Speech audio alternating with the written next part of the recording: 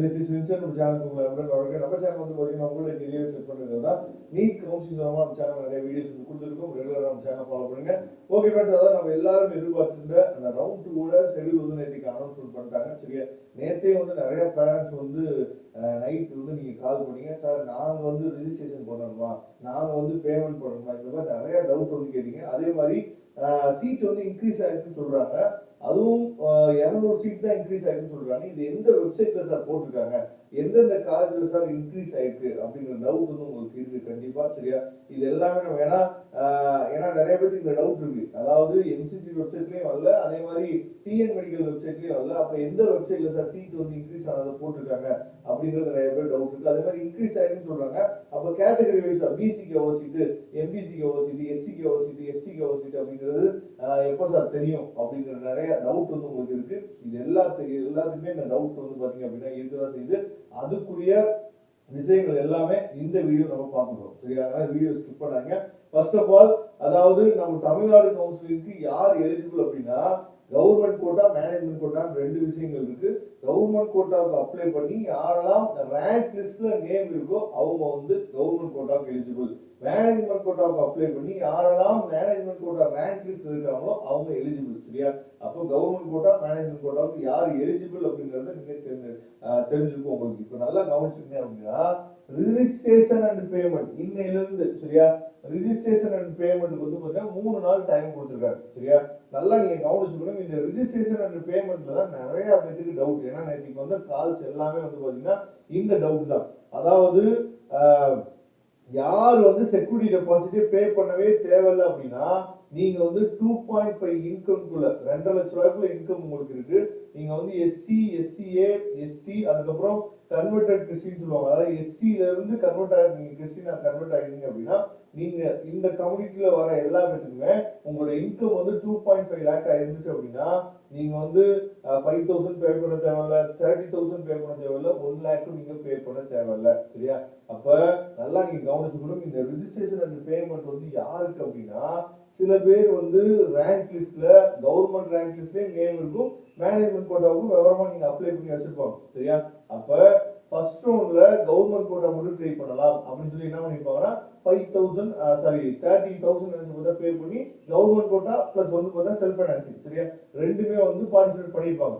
அப்ப இந்த ரவுண்டு தான் உங்களுக்கு தோணும், ஓகே நமக்கு வந்து கிடைக்காது, மேனேஜ்மெண்ட் கோட்டா நம்ம ட்ரை பண்ணலாம் அப்படின்னு சொல்லி மேனேஜ்மெண்ட் கோட்டாவுக்கு பேமெண்ட் பண்ணிருக்க மாட்டாங்க. 1 லேக் வந்து பேமெண்ட் பண்ணிருக்க மாட்டாங்க. சரியா, அப்ப அந்த மாதிரி சிச்சுவேஷன்ல இருக்கவங்க, சரியா, அதாவது லாஸ்ட் ரவுண்ட் வந்து நான் வந்து கலந்துக்கல மேனேஜ்மெண்ட் கோட்டால, இந்த ரவுண்ட் நான் கலந்துக்கலாம் இருக்கேன். அது மாதிரி லாஸ்ட் ரவுண்ட் நான் 30,000 கட்டி செல்ஃப் ஃபைனான்சிங் காலேஜ் நான் கலந்துக்கல, இந்த ரவுண்ட் கலந்துக்கலாம் இருக்கேன் அப்படின்னு நினைச்சீங்க அப்படின்னா, நீங்க கவர்மெண்ட் வித் பிரைவேட் காலேஜ் எடுக்கணும் புதுசா நீங்க போறீங்க அப்படின்னா 30,000 வந்து நீங்க செக்யூரிட்டி டெபாசிட் பே பண்ணணும்.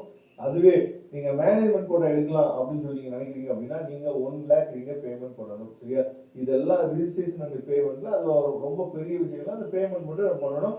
யாரும் நல்லா தெரிஞ்சுக்கும். மேனேஜ்மெண்ட் கோட்டா புதுசா நீங்க வரீங்க அப்படின்னா, ஆனா ரேங்க் லிஸ்ட்ல உங்க நேம் இருக்கணும், அதை பாத்துங்க.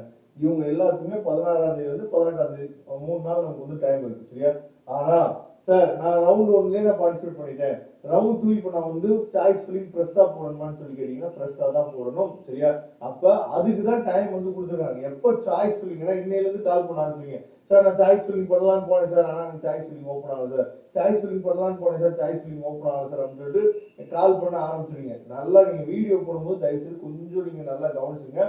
சாய்ஸ் ஃபில்லிங், சரியா, choice filling and choice locking எப்போ நமக்கு ஓப்பன் ஆகும் அப்படின்னா 19ஆம் தேதி தான் ஓப்பன் ஆகுது. சரியா, 19, 20, 21, 22 4 நாள் நமக்கு வந்து பாத்தீங்க அப்படின்னா இந்த தடவை டைம் கொடுத்துருக்காங்க ரவுண்ட் 2. சரியா, 4 டேஸ் வந்து நமக்கு டைம் இருக்கு. 19 வந்து 22ஆம் தேதி வரைக்கும் நமக்கு டைம் இருக்கு.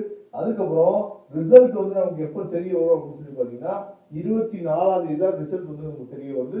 24ஆம் தேதி இருந்து 30ஆம் தேதி வரைக்கும் நீங்க ரிப்போர்ட் நீங்க வந்து பண்ணிடலாம். சரியா, இதுதான் வந்து அதாவது இந்த ரிஜிஸ்ட்ரேஷன் ரவுண்ட் 2 ரிஜிஸ்ட்ரேஷன். ஓகே, இப்போ வந்து புதுசா நமக்கு சீட் வந்திருக்குல்ல, எந்த காலேஜ்ல எவ்வளவு சீட் வந்திருக்கு, அது எந்த வெப்சைட்ல நமக்கு கிடைச்சிச்சு அப்படிங்கறத நம்ம பார்க்கலாம். சரியா, அதாவது இது வந்து 12ஆம் தேதியே வந்து கிடைச்சிருக்கு. ஆனா இப்போதான் கொஞ்சம் கொஞ்சமா நமக்கு வந்து தெரிய வந்தது இந்த விஷயங்கள் வந்து. இது வந்து பாத்தீங்கன்னா டீம்டு யூனிவர்சிட்டி. சரியா, இது வந்து டீம்டு யூனிவர்சிட்டி நமக்கு ஏற்கனவே தெரியும், சீட் மேனேஜ் சொல்லிட்டாங்க.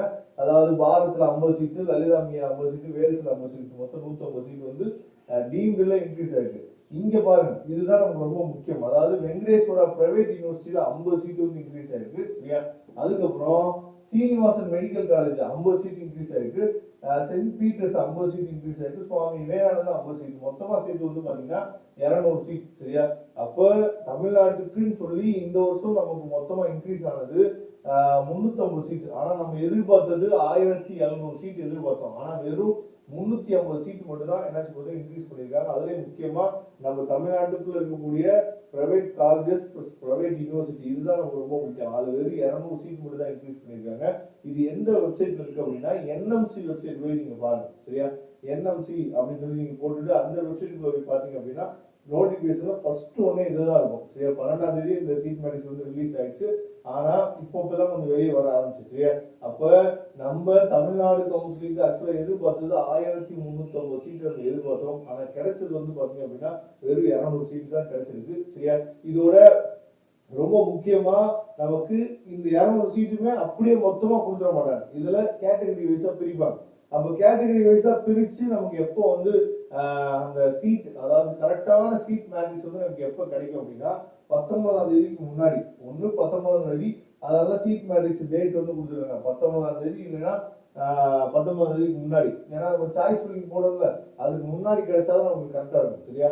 அதனால ஒருவேளை அந்த கரெக்டான ஒரு சீட் மேட்ரிக்ஸ் அதாவது எஸ்சிக்கு எவ்வளவு சீட் வந்து இன்க்ரீஸ் ஆயிருக்கு, பிசிக்கு எவ்வளவு சீட்டு, பிசிஎம்க்கு எவ்வளவு சீட்டு இதெல்லாம் தெரிஞ்சாலும் நமக்கு நல்லா இருக்கும். ஏன்னா 200 சீட்டுங்கிறது மொத்தமா கிடைச்சிடாது. அப்போ கேட்டகரி வைஸா பிரியும் போது எவ்வளவு சீட் வந்து இன்க்ரீஸ் ஆயிருக்கு அப்படிங்கிறது அப்பதான் தெரிய வரும். அதனால கட் ஆஃப் வந்து கொஞ்சம் குறைகிறதுக்கு வாய்ப்புகள் வந்து 100% இருக்கு. பார்க்கலாம் அடுத்த வீடியோல கட் ஆஃப் வந்து எவ்வளவு குறையும், யாருக்கெல்லாம் கிடைக்கிறதுக்கு வாய்ப்பு இருக்கு அப்படிங்கறத அடுத்த அப்டேட்ல உங்களுக்கு தெரிவிக்கிறேன். அதுவரை உங்களுக்கு விடைபெறுவது